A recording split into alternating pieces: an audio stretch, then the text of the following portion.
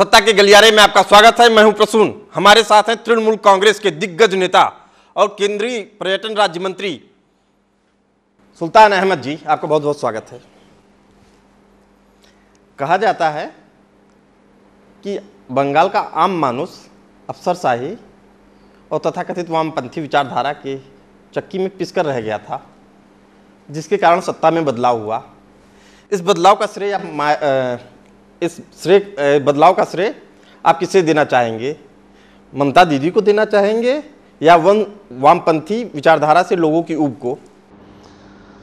नहीं, जनता को तो इसका पूरा क्रेडिट मिलना चाहिए। जनता ने किया है और जनता ने ममता बनर्जी की लीडरशिप और नेतृत्व को विश्वास किया, स्वीकार किया कि हाँ, ममता जी बंगाल की डूबती नैया, जो बंगाल बर्बाद हुआ है 34 साल, उसे फिर निकाल सकती हैं, बचा सकती हैं, विकास हो सकता है और बंगाल तेज़ी से आगे बढ़ सकती है। ये लोगों का विश्वास ममता बनर्जी पे हुआ और लोगों ने ममता बनर्जी को देख करके, and she become symbol of all this changes, symbol of anti CPM movement, symbol of people's movement, symbol of परिवर्तन, बदलाव। ये तमाम चीज़ मिल करके और वहाँ से वामपंथी या मार्क्सी सरकार का जो खात्मा हुआ है, ये तमाम चीज़ों को आप लेकर के कह सकते हैं। पश्चिम बंगाल में अब आपकी सरकार है। सबसे पहला बदलाव क्या दिखाना चाहेंगे आप? एक तो गवर्नेंस ख़त्म हो गई थी, हुक्मरानी कि एक देयर इज़ सम अथॉरिटी, ये चैलेंज हो गया था। लोग ड्यूटी में आने की ज़रूरत है, सुबह 10:30 बजे, 10 बजे लोग आते हैं, 12 बजे, शाम 6 बजे तक काम करना चाहिए, 4 बजे निकल जाते हैं। अस्पताल में डॉक्टर नहीं, सिग्नेचर करके निकल जाते हैं। अस्पताल में कर्मचारी काम नहीं करता। अस्पताल लोग, गरीब लोग जाते हैं ये समझ करके कि मेरा इलाज होगा, लेकिन वहाँ से उनकी लाशें निकलती हैं। ये बंगाल का नक्शा पूरे देश में आ गया था। तो ये बदलाव पहले ही दिन से ममता बनर्जी ने शुरू किया है। अब तक कई अस्पतालों का विज़िट हो चुका है। जो लोग नाअहल लोग थे, आकर के हाजिरी देते थे, काम नहीं करते, उनका भी शनाख्त हुआ है, उन्हें पकड़ा गया है और उनके ख़िलाफ़ एक्शन हुआ है। ये तमाम चीज़ें शुरू ममता बनर्जी ने किया है। एक जो काम करने का जो माहौल बंगाल में ख़त्म हो गया था, लोग काम नहीं करते थे, सरकारी महकमा हो या बेसरकारी हो।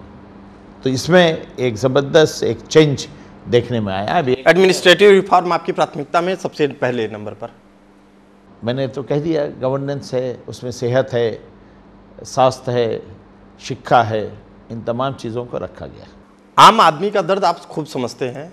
कोलकाता के नगर निगम से आपका राजनीतिक सफ़र शुरू हुआ। दिल्ली के सत्ता के गलियारों में आपकी धमक आज बहुत खास अंदाज में सुनी जाती है। लेकिन जब वही आम आदमी भ्रष्टाचार के खिलाफ आवाज़ उठाता है, उसमें साथ मिलता है रामदेव का, तो आप उन पर साजिश करने का आरोप लगाते हैं। आप कहते हैं कि वो केंद्र सरकार को ब्लैकमेल करते हैं अपनी मांगों को लेकर। अन्ना हजारे के लिए भी आपकी यही धारणा है?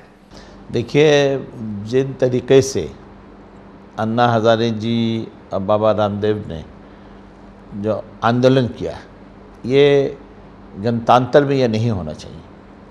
आप फिर उसके पीछे राजनीति शक्ति काम कर रही है कि भाई विधानसभा है, पार्लियामेंट है, निर्वाचन है, ये तो सब होते ही रहते हैं। अभी 5-5 सूबों का निर्वाचन हुआ है, तो इसमें भी लोगों के सामने बातें आ जाती हैं। आपने देखा डीएम का क्या हाल हुआ तमिलनाडु में, जिस डीएम के से के राजा का नाम जुड़ा हुआ है। तो ये तो फैसला तो जनता करती है, जनता रास्ता बनाती है, जनता सज़ा देती है, जनता लोगों के सर पे उठाती है, जनता गिराती है। तो ये जो नाटक के तौर पे हुकूमत को हाईजैक करने का की जो पॉलिसी चल रही है, ये नहीं होनी चाहिए। इसके हम लोग मुखालिफत में, हम लोग भी हम टोटल हर तरीक़ा से भ्रष्टाचार, करप्शन की मेरी पार्टी ख़िलाफ़ है, हम लोग ख़िलाफ़ हैं। हम लोग बंगाल की धरती में ये होने। आप मानते हैं कि भ्रष्टाचार और काले धन के मुद्दे पे सरकार की मंशा साफ है? अगर मंशा साफ है तो सरकार अध्यादेश लाकर काले धन को राष्ट्रीय संपत्ति घोषित क्यों नहीं कर देती है? कहाँ कमी आ रही है? नहीं, एक तो है काले धन विदेश में पड़ा हुआ है, पहले तो वहाँ से आ जाए, आने के बाद ही तो आप केस स्टार्ट करेंगे, आने के बाद ही तो देश का वो धन बनेगा। वो कानून तो उसके लिए प्रणब मुखर्जी ने बार बार कहा है कि उसके लिए कानून हम लोग बना रहे हैं, जो विदेशी जो मुल्कों में जो काले धन पड़े हुए हैं उसको कैसे लाया जाए, कैसे उसके भारतीय कानून के अहते में लाया जाए, इसकी कोशिश हो रही है। पार्लियामेंट में उन्होंने कहा है, संसद में खड़े होकर के बयान दिया है, संसद के बाहर कहा है।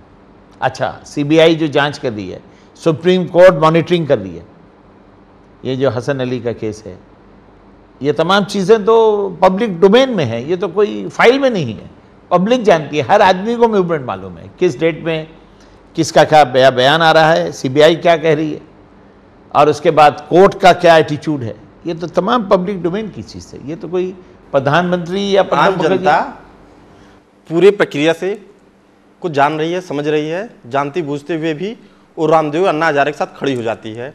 इसका मतलब है कि वो कहीं सरकार की कार्रवाई से संतुष्ट नहीं है। मैं कह रहा हूँ देखिए, बाबा रामदेव और अन्ना हजारे जी को जनता एक अलग नज़र से देखती है, एक अलग उनका दिशा रहता है कि भाई ये लोग महान व्यक्ति हैं, हमारे योगी हैं, इस लिहाज से देखती है। तो ये कोई चीज़, ये अपने जो उनके जो मानने वाले हैं, उनके चाहने वाले हैं, उनको अगर बुलवाते हैं तो वो पहुंच जाते हैं।